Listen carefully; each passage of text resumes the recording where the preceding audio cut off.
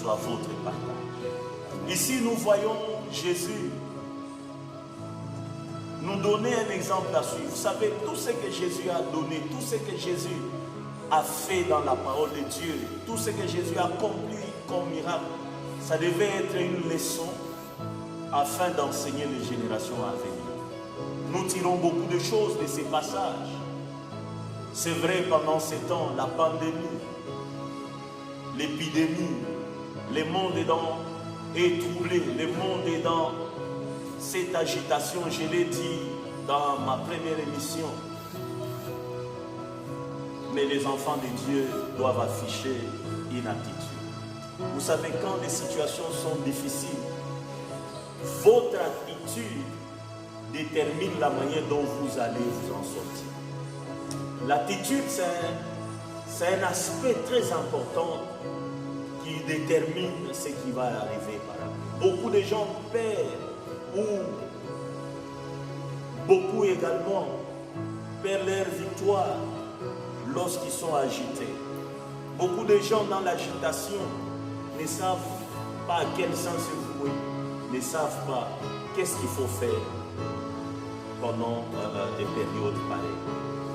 La première des choses, j'aimerais vous parler de l'attitude qu'il faut afficher pendant des temps pareils. Tout est dans la parole de Dieu. Coronavirus à gauche, coronavirus à droite, l'agitation du monde. Mais nous, en tant que la lumière du monde, nous devons afficher également une attitude. D'entrée de jeu, je vous parle où nous venons de lire cette portion d'écriture.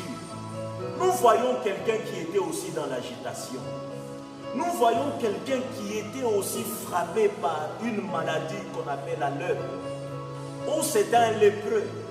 Mais j'aimerais que le mot, les gestes, les phrases de cet homme nous inspirent.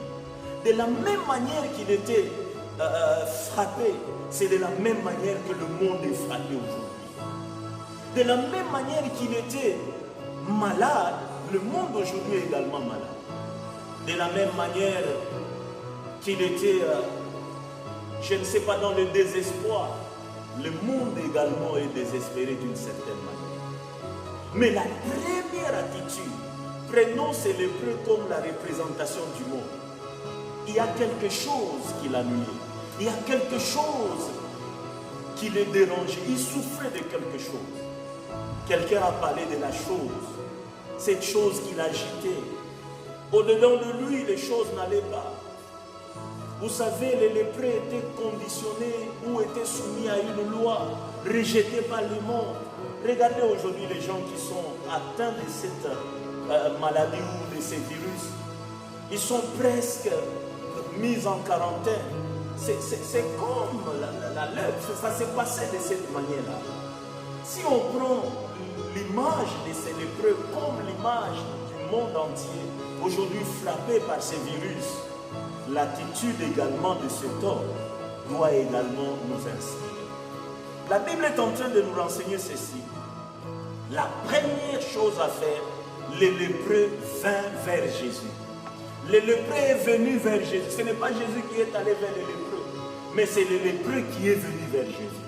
Vous savez, pendant ce temps, tout ce que nous devons faire à l'unanimité, toutes les églises, toutes tendances confondues, nous devons venir auprès de Jésus. Je disais tantôt, l'image du monde, c'est comme l'image de ces lépreux. Il vint vers Jésus. Pourquoi il allait avec une foi ferme? Il allait aussi en connaissance de cause, sachant que cet homme de Jésus est capable de me donner une solution. Amen. Certainement, peut-être il a côtoyé les églises, les hôpitaux, il est allé à gauche, à droite. Mais il est arrivé à un point où il a compris que aller auprès de Jésus, c'est la solution la plus idéale. Alléluia. Amen. Jésus n'a pas commencé la guérison aujourd'hui. Si Jésus a guéri une seule personne, Jésus peut guérir toute l'humanité. Jésus peut guérir le monde entier. Amen. Parce que la source de toute guérison, c'est en lui. Amen. Celui qui sait guérir. Jésus n'a jamais reculé devant n'importe quelle maladie. Ma Bible renseigne tous les malades qu'on a menés auprès de Jésus, tous étaient guéris. Si jamais pendant ce temps, il y avait aussi le coronavirus, Jésus allait guérir. Amen. Pourquoi? Parce que rien n'est impossible à notre Jésus. Il n'a pas guéri simplement la lèpre, il a guéri beaucoup de maladies. Si les boiteux étaient guéris, sauvés, si jamais les femmes qui avaient, ou la femme qui avait la perte de sang, trouvé la guérison, si jamais la belle-sœur ou la belle-mère, pardon, de Pierre avait trouvé la guérison, si jamais Lazare était ressuscité, alléluia, si jamais le fils unique de la femme veuve a eu aussi sa résurrection, Jésus est capable de faire au-delà de ce que nous voyons. Amen. Le véritable vaccin est dans le sang de Jésus. Le sang de Jésus, c'est le vaccin dont l'humanité tout entière a besoin pendant ce temps. Vous savez, les autres vaccins peuvent échouer, mais le sang de Jésus ne peut pas échouer. La Bible déclare qu'ils l'ont vécu par les paroles de leurs témoins et par le sang de la... C'est-à-dire le sang de Jésus peut nous accorder une grande victoire. Alléluia. Le verset qui m'a toujours plu, c'est-à-dire tous les malades qu'on avait, c'est-à-dire tous n'avaient pas la même maladie, mais Jésus a eu le temps de les guérir tous. Je déclare et j'annonce que l'onction de guérison de Jésus affecte toute l'humanité, tout le monde entier. Là où il y a ce virus, que la guérison de Jésus descend, que la guérison de Jésus affecte le nom de Jésus de Nazareth. La Bible déclare, il est le même hier, aujourd'hui, éternellement. S'il a guéri pendant ce temps, il y a au moins 2020 ans, même aujourd'hui il peut guérir. Même aujourd'hui il peut guérir. Bien-aimés, dans nos églises, les sidatiques retrouvent la guérison. Dans nos églises, Jésus est en train de guérir les cancers. Dans nos églises aujourd'hui, Jésus fait beaucoup de choses. Qu'est-ce qui peut arrêter Jésus de faire quelque chose? Mais la première condition, le lépreux est allé vers Jésus, allons aussi vers Jésus. Amen. Ah, c'est l'unique condition, allons auprès de Jésus. C'est le malade qui va chercher le médecin, ce n'est pas le médecin qui va chercher le malade. Vous savez, quelqu'un a posé la question à un homme de Dieu et dit, si réellement Dieu c'est un Dieu d'amour, si réellement Jésus est un Jésus qui agit, pourquoi aujourd'hui il y a tant de catastrophes dans le monde? Pourquoi il y a des tsunamis? Pourquoi les gens meurent à gauche, à droite, il y a des guerres? J'ai aimé l'attitude ou la réponse de cet homme de Dieu. Cet homme de Dieu a dit, aussi longtemps que ces hommes qui souffrent, les gens qui souffrent ne viennent pas auprès de Jésus, Jésus ne fera rien d'eux. Pourquoi la Bible déclare, venez à moi, tous ceux qui sont fatigués, chargés. Aujourd'hui, il y a des gens qui sont chargés de beaucoup de choses. Mais si vous ne venez pas auprès de Jésus, que voulez-vous? La première attitude, revenons auprès de Jésus. Revenons auprès de Jésus. Partout où vous m'écoutez, dans vos églises, revenons auprès de Jésus. Je vous ai dit dans la première émission, il y a un virus qui tue plus que Corona. C'est le virus qu'on appelle le péché. Mais si nous revenons auprès de Jésus, nous ne savons pas la cause spirituelle qui a permis que les gens meurent. Ça peut être les débordements, les déviations, les péchés. Mais j'ai aimé une chose. Des fois quand Jésus guérissait, ça c'est ce qui m'est troublé. Jésus guérit quelqu'un, mais il dit tes péchés te sont pardonnés. Cela veut dire quoi? Les péchés est à la base de beaucoup de maladies. Le péché est à la base de beaucoup de choses qui détruisent l'humanité et qui détruisent le monde. Bien-aimés, le péché peut apporter plusieurs maladies. Revenons auprès de Jésus. De tout cœur, j'ai donné le message. Je redonne encore le même message. Jésus nous a dit ceci. Il va arrêter ces fléaux. Il va arrêter les virus. Mais il nous a envoyé pour vous annoncer ceci. C'est une interpellation. La tristesse qui est dans le cœur de Jésus, c'est quoi? Après cela, les gens vont revenir dans leurs habitudes. Les gens rentreront dans leurs péchés. Les gens diront, oh, c'est passé, il n'y a plus rien. On peut vaquer à nos préoccupations comme autrefois. Et ça sera encore plus pire que ça. Les gens vont encore sombrer dans les péchés. Bien-aimés, j'ai également annoncé ceci.